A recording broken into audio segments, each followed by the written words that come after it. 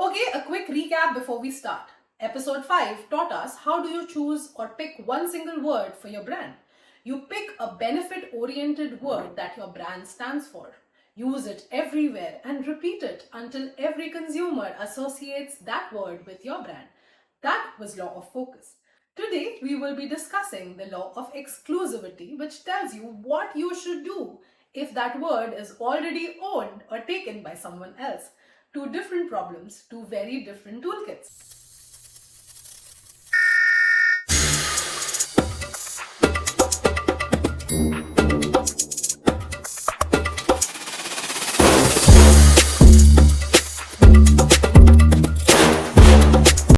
Welcome to episode 6 of the Laws of Marketing series. I am Neha, your friendly brand troublemaker, and today we will be discussing the law of exclusivity that states two companies cannot own the same word in the consumer's mind.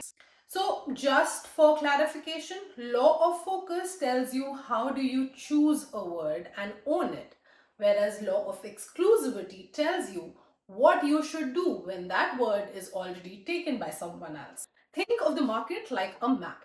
Law of focus tells you which plots you should buy, but law of exclusivity tells you if there is a palace already built on plot A, you should not spend time, money, and energy in building a similar palace next to it, because all you will do is make the palace in plot A even more famous and you will go bankrupt. Fevicol stands for glue. In India, give me Fevicol means give me glue. That is exclusivity. Duracell stands for long lasting. The Dura part in the name does more than branding, it takes the slot. Or Kingdom of White, which is a men's wear fashion brand which stands for white. The word white stands for the aesthetic, the color, the tonality, and not just the product benefit. And that is a defensible move in a very crowded fashion market. But most teams make the same dumb mistake. When consumer research tells them that the consumers want X, they go on and build content and campaigns and shout from top of the mountain saying we delivered X, forgetting the fact that X is already being owned by the leader.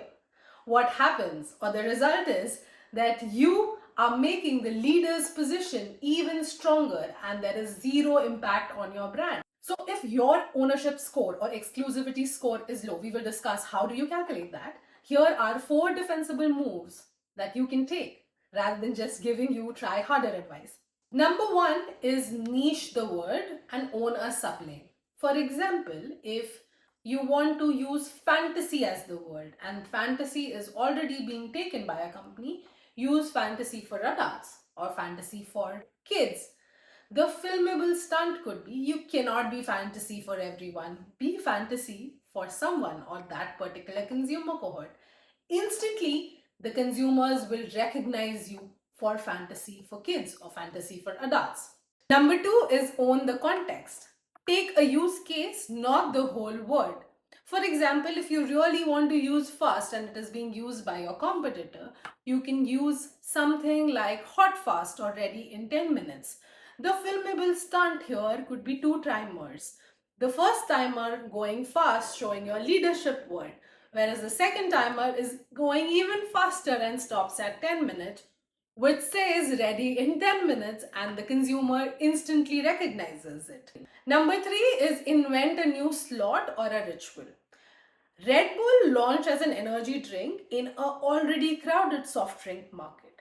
They did not just differentiate in terms of the product. What they did was cultural re-engineering. So a filmable stunt in an already cluttered beverage market for you could be a 3 p.m. office break drink. When all other brands are going behind words like indulgence and refreshment, you are standing for a very sharp word, which is 3 p.m. office break drink. Number 4 is cultural encroachment, and I feel that is the most effective one. You need to become part of people's daily conversations, not just ads, but everyday rituals, memes, comedian plots, podcast conversation. A filmable stunt is you pick a line and make 20 micro influencers or even macro influencers repeat that phrase in different moments.